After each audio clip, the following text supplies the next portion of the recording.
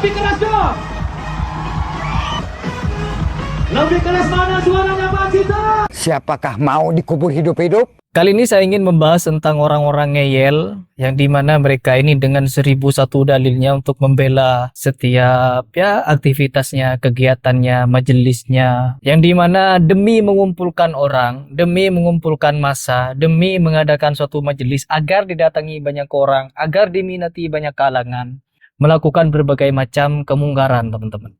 Ketika saya mengucapkan kalimat kemungkaran, pasti di antara mereka, si paling benar sendiri, si paling tidak pernah salah. Saya bukan mengaku tidak pernah salah. Saya tidak mengaku sebagai orang yang selalu benar. Tapi di sini saya tahu mana benar, mana salah, teman-teman. Melihat fenomena yang semakin ngeyel-ngeyel ini ya, terkhusus bagi jemaahnya Iqdam. Gak tahu kenapa dia ini selalu membuat sesuatu yang viral. Karena dia tahu pasar media sosial, teman-teman. Iqdam ini tahu pasar media sosial. Untuk viral harus begini, untuk menjadi lebih terkenal caranya begini-begini. Ya, dia melakukan hal itu.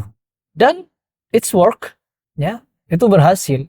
Ketika kita memberikan bantahan seperti ini, tapi sebelum itu kita coba dengarkan seperti apa aktivitas kegiatan yang mereka lakukan. Kenapa saya mengatakan mereka ini adalah kaum ngeyeliun, ya? Karena mereka selalu saja membenarkan musik, teman-teman. Karena kalau kita mengaku sebagai orang yang bermadzhab kepada Imam Syafi'i, ya Imam Syafi'i mengharamkan yang namanya musik. Tapi mereka melakukan musik-musikan itu, teman-teman. Sungguh kesontoloyoan yang di luar akal pikiran. Gak tahu, coba kita simak dulu seperti apa videonya. Tangannya ditepuk, diangkat semuanya.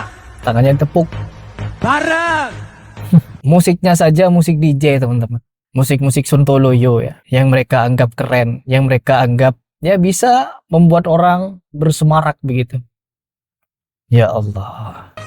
Inilah Pusat Sabilu Taubah, diawali oleh Mas Pusat Sabilu Taubah. Kemarin ada yang komentar, ada yang berkomentar ketika saya melihat postingan ini pertama kali. Jangan fitnah, itu sebenarnya musiknya tidak seperti itu. Itu diedit sama hatersnya Iqdam. Puk jidat dengan tingkah mereka ini. Setelah dicek akun Sabilu Taubahnya, nggak ada yang diedit, teman-teman. Memang seperti itu isinya. Memang itu bentuknya, teman-teman. Ya Allah. Solikin Fikri. Juga Ya ada Asik. Reza Josos Nimi Arbin Tanding. Siapa tahu nanti kita kumpul bersama. Saya yang tanggung jawab. Setiap orang, kadang teman-teman, seperti ini nih. Orang di dalam menggait jemaah, kadang menghalalkan berbagai macam cara. Ya, sebagaimana kemarin saya pernah mereaction satu fenomena di Madura. Seorang ustadz, guru ngaji, agar murid-muridnya lebih semangat mengaji, menghalalkan sabu, malah mengkonsumsi sabu, teman-teman. Ta'udzubillah min dzalik. Dan untuk menghalalkan masuk ke ke tempat-tempat klub malam yang dimana di situ ada khamr, ada musik, ada perempuan-perempuan yang ya begitu seperti gus-gusan. Kalian pasti tahu siapa yang saya maksud. Ya, gus-gusan ini menghalalkan untuk ceramah di dalamnya. Saya bukan menyalahkan ceramahnya, tapi saya menyalahkan caranya. Terus bagaimana kalau kita tidak menasihati mereka?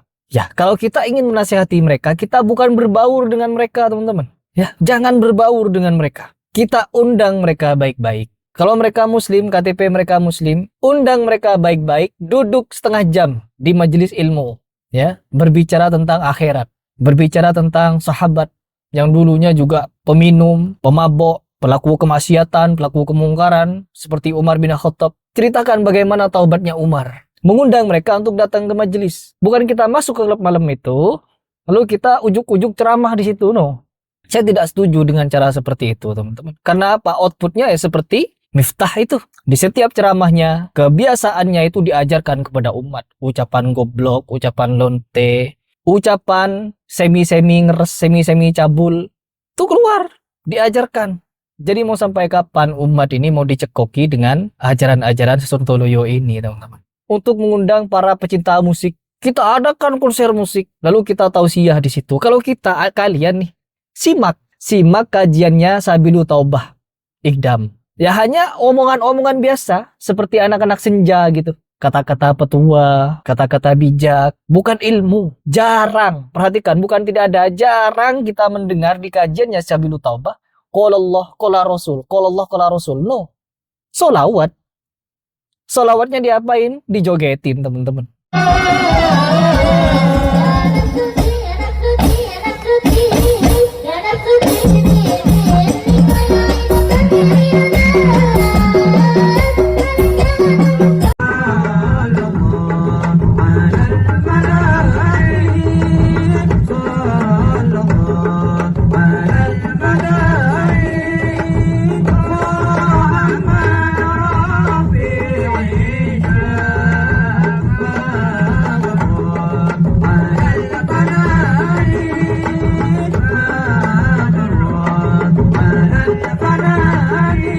Bukan dongeng, kenyataan. Ketika kita membahas seperti ini, sok suci, sok bener. Terus kalau kita dianggap sok bener di dalam membantah hal seperti itu, lantas mereka bener dengan cara seperti itu.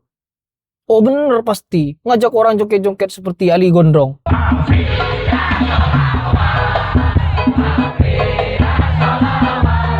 Joget sini, joget sana, laki-laki perempuan, joget-joget dempet-dempetan, itu kan sontoloyo. Apa ini? Mau dibawa kemana agama ini sama gus-gusan sontoloyo ini? Gak tahu saya mau komentar apa, teman-teman. Yang pasti mereka yang paling mengaku Syafi'iyah, mengaku bermazhab kepada Syafi'i, tapi mereka tidak sependapat dengan Imam Syafi'i mengenai hukum musik. Bukan cuma Imam Syafi'i, keempat Imam mazhab haram musik, tapi mereka menggunakan musik untuk dikatakan sebagai sarana ibadah. Apa ini? Apa ini namanya? Seperti yang selalu saya ucapkan di video-video saya, video yang saya buat hanya untuk mengajak kalian mikir.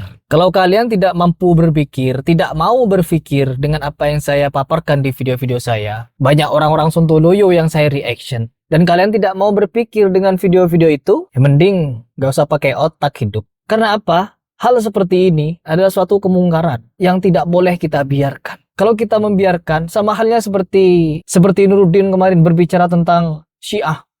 Dia berkata Syiah itu tidak pernah mengkafirkan. Yang mengkafirkan hanya Salafi Wahabi. Ngaji kemana orang ini sampai tidak tahu kalau orang Syiah lah yang berani mengkafirkan istri-istri Nabi Muhammad SAW. Disebut di dalam syahadatnya. Abu Bakar, kufar. Aisyah Hafsah, kufar. Sontoloyo. Ringan sekali mengkafirkan orang. Bukan Harry Pras kafir, no. Nuruddin kafir, no. Abu Bakar yang kafir. Siapa Abu Bakar? Abu Bakar Siddiq, siapa dia? Aisyah, siapa Aisyah? Sampai-sampai kita mau mendiamkan kemungkaran yang diucapkan oleh si Udin ini. Kemungkaran, teman-teman. Kalau kita melihat kemungkaran di depan mata kita, ubah dengan tangan kalian. Tangan kalian tidak mampu dengan ucapan. Kalau ucapan kalian tidak mampu dengan doa. Dan doa selemah-lemahnya iman.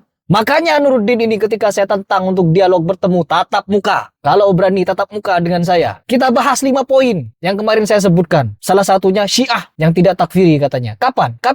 Kalau mau berani. Kapan kira-kira berani bertemu dengan saya? Gak ada beraninya, teman-teman. Satu saja keluar dari lisan Udin, berani bertemu dengan saya cari sampai ke lubang semut dia mau kemana. Kemungkaran ini. Mendiamkan orang seperti Udin ini berkuar-kuar di media sosial, kemungkaran. Membela Syiah seenak jidat, sontoloyo memang. Sama dengan Ikdam ini, gus-gusan yang selama ini diagung-agungkan karena anak kiai, anak habib. Kalau cinta tak direstui, dedek bayi solusi. Sontoloyo. Ajaran apa ini? Jadi mari teman-teman, saya ingin mengajak kalian berpikir, main gus-gusan, main bibipan, majelis-majelisan, joget sana, joget sini, geol-geol, joget pusing kepala, joget ulek-ulek, sontoloyo sudah. Makanya tidak sedikit kasus-kasus pencabulan di pondok pesantren, ya karena maraknya orang-orang seperti ini. Maraknya orang-orang sontoloyo dijadikan tokoh. Biar kalian mikir, ya. Selamat berpikir.